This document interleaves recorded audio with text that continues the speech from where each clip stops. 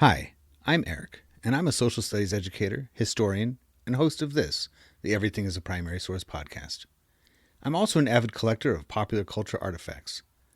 I love what I find at thrift store outlets, garage sale leftovers, and what I spot just making my way around the built world. I enjoy sorting through boxes of free books and magazines, not to mention online collections like Internet Archive, and of course, the Library of Congress. But you don't need to spend your time digging through bins or following online rabbit holes to get a look into the past. The movies and TV we watch, the books we read, and the games we play are all documents of the past. So is fashion, food, music, toys, even the roads we travel on and the places we live and work in. Everything is a primary source. This podcast is the result of exhibiting these kinds of artifacts in public, getting passersby to select an item they connect with, and then chatting with me to see what it says about the time, place, and people who made it. The conversation you are about to hear, therefore, is your history, my history, our history, through popular culture.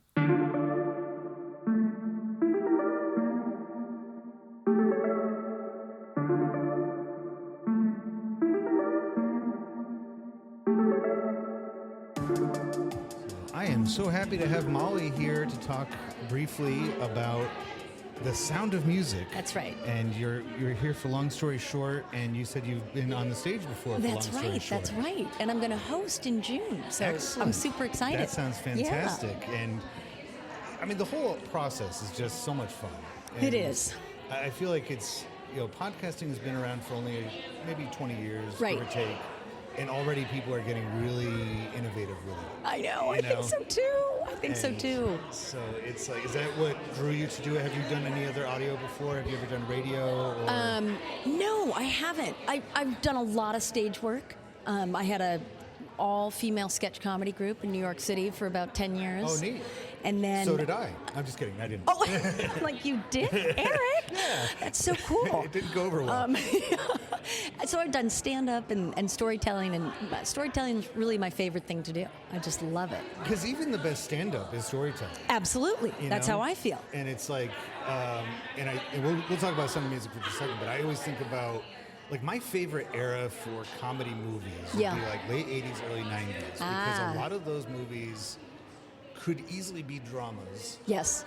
But the way they tell them is comedy. Right, but for the comedy line, exactly. And so it's still stories. Right.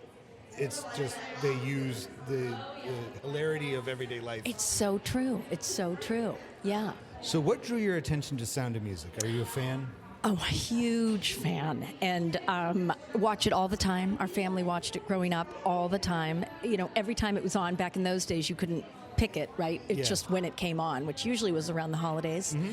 And and the music was a huge hit in our house.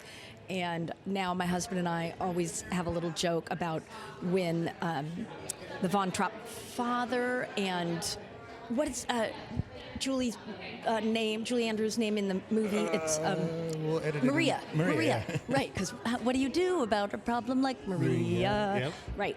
And so he does this line about how he loved her, how they loved each other, and he just...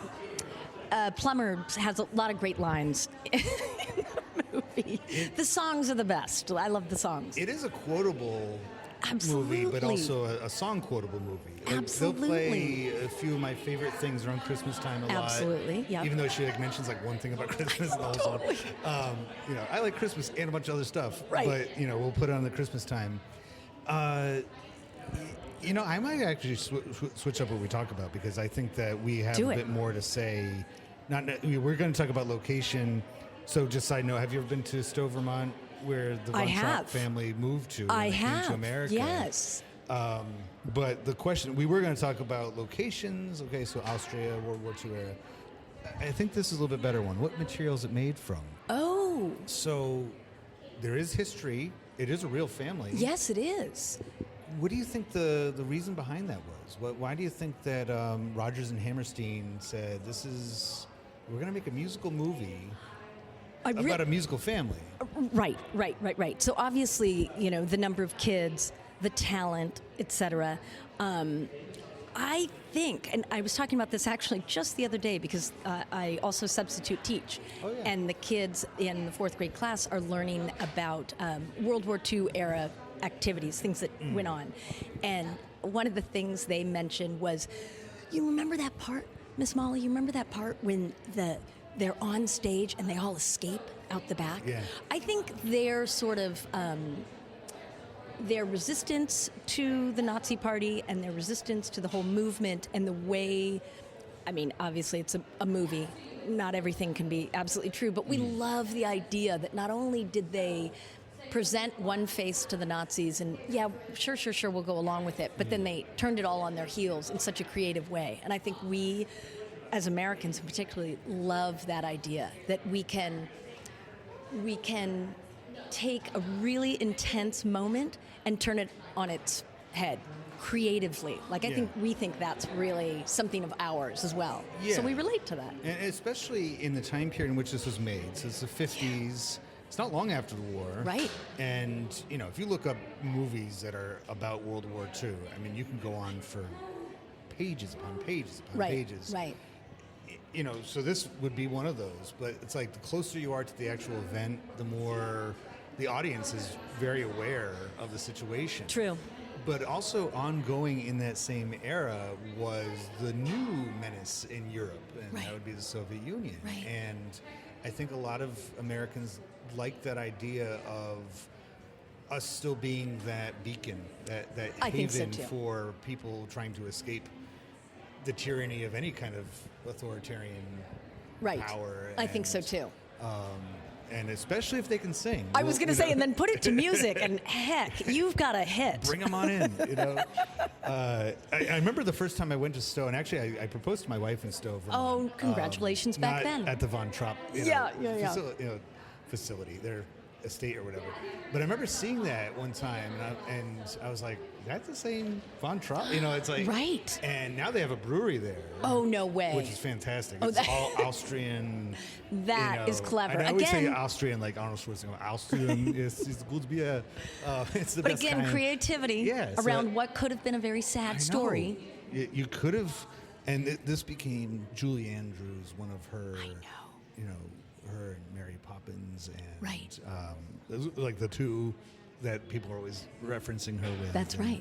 That's right. So, and the last thing I think we'll say is, obviously, the other material that they made this from, is the actors and the actresses. Right. It's almost like a story made for them. Who was cast? Was it a stage show before it became a movie? I don't think it was before, but definitely afterwards. I mean, it's definitely been a stage show.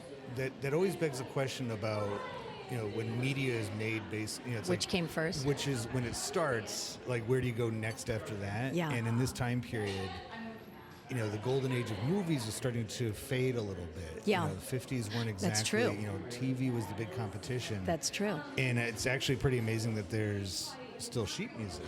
Right. Because that seemed to be another kind of fading Absolutely. lost art of, Absolutely. Sheet music is a whole nother category of historical artifacts we could go down. I recently went to a show an art show where I grew up in Rancho Palos Verdes in California. Oh, yeah. And there was sheet music made when they were building the neighborhood of Rancho Palos Verdes. There was sheet music about come to Rancho Palos Verdes. Oh, awesome. Sheet music. Yeah. I know. I love it. People could read music. That's and right. They could. That's right. They could have picked it up and played it. And the best thing about it is, and I have another piece of sheet music and you can find it everywhere. Nobody wants it anymore. I want it, but nobody else does. Right.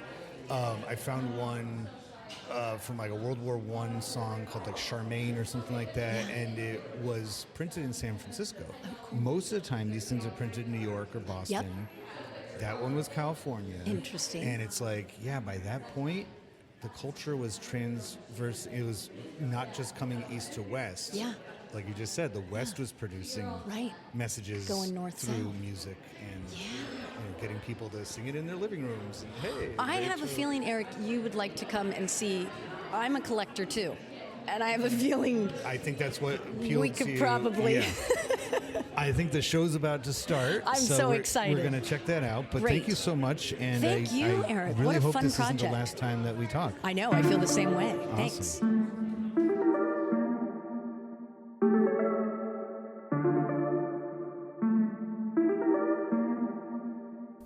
Popular culture, by definition, connects and unites us, and proves that people of different backgrounds, in fact, have a lot in common with one another. I hope you enjoyed this conversation, at least in part, for that reason.